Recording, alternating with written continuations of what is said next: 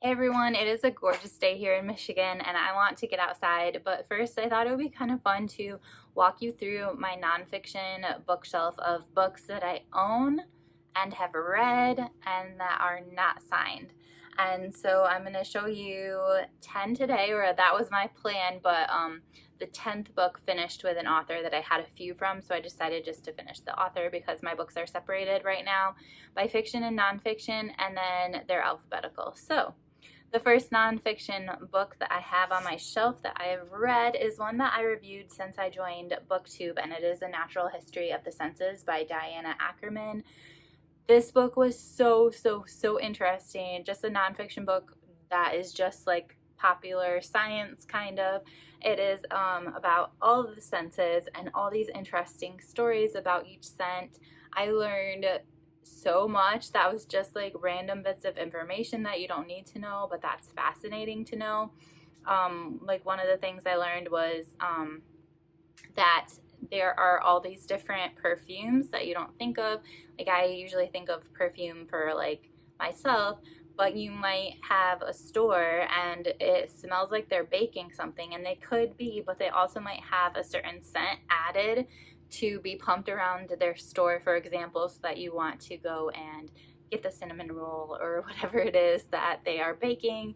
Yeah, I found this super interesting and I loved it, but obviously I'm going to love all of these actually because I don't keep a book if I don't really like it. The next book is Undaunted Courage, and it is about Lewis and Clark.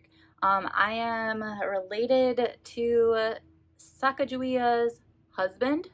So this book was interesting to me just because it was about the whole Lewis and Clark journey, which he was part of.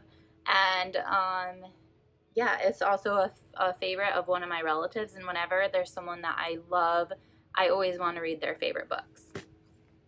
The next one is totally underhyped, you guys. You have to read this. It is Dr. Muter's Marvels, and it is about the history. It's by Kristen O'Keefe Tachwitz. Maybe I should not have said the author. It is about the history of medicine, but specifically surgery, and it is just so crazy and so gruesome, the things that they used to do. For example, like I've always heard of operating theaters, but I've never, like, I bet that name probably came from actual theaters where the person that was having surgery done on them was on a stage with all the doctors, and everyone was able to watch the surgery be conducted without anesthesia. This book was so good. I just found it at a bookstore because I thought the cover was really interesting, and so I ended up buying it, and I'm so glad I did. The next book I reviewed recently, so I won't say too much about it, but it's by Karen Armstrong, and it's The 12 Steps of a Compassionate Life. This is one I'm going to just be spending the entire year just studying, going over. My first step is to learn more about compassion. And yeah, but it's 12 steps. And so I'm going to be spending about a month or so on each of them, just really diving in, because I think that's what our world needs right now is kindness and love and compassion.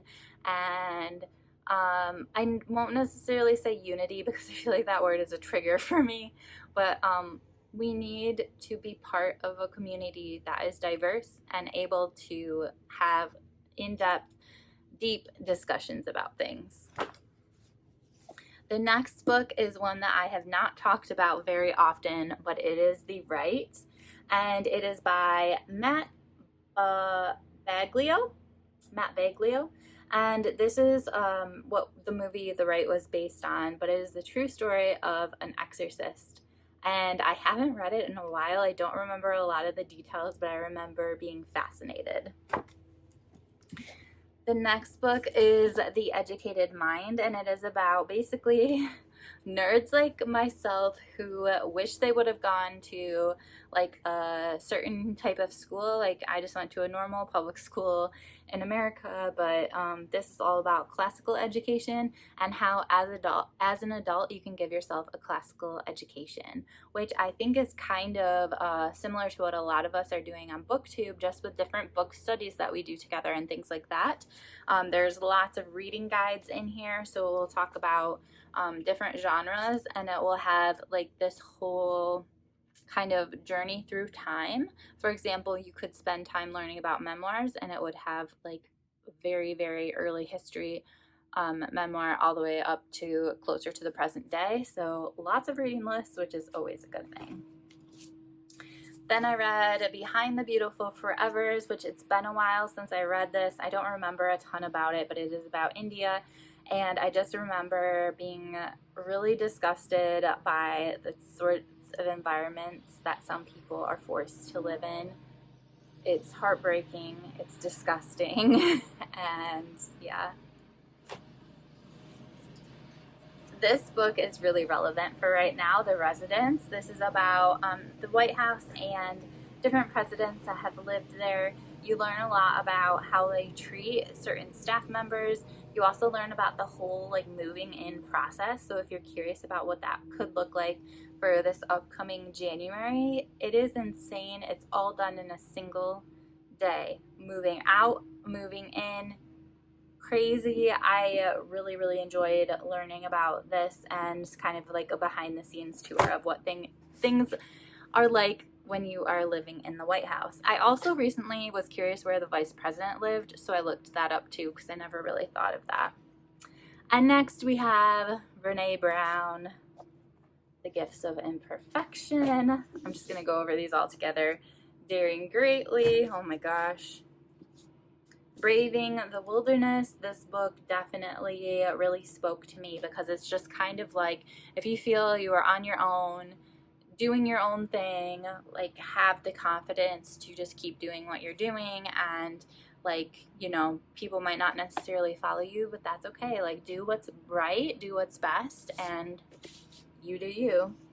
And then this was my other one that I loved, Dare to Lead. I loved all of these, by the way, but Dare to Lead is another one of my favorites, just on being a more compassionate leader, being what I would consider more of a millennial leader, although Brene Brown is definitely not a millennial. But I feel like this is the way leadership is kind of heading, like this is the direction that leadership is heading in. And so just like understanding how to lead in that way, how to lead in a way where you are being vulnerable and you are just really encouraging people to be vulnerable as well and do their best, and just like you're leading with a purpose, with a passion, and you're trying to inspire others to kind of work in that way as well. Loved it so much. So those are the first 10-ish. I don't know how many it ended up being, like 13 or 14. I think 13. Those are the first few books in my read nonfiction collection. I'm going to do this from time to time over the course of November, and then I also have signed nonfiction books behind me that I might talk about as well. But I hope you enjoyed getting kind of a glimpse of what is in my collection. I'd be curious to see for you guys too, like what's in your nonfiction collection, or what are some of your favorite books you own that are nonfiction. Bye guys.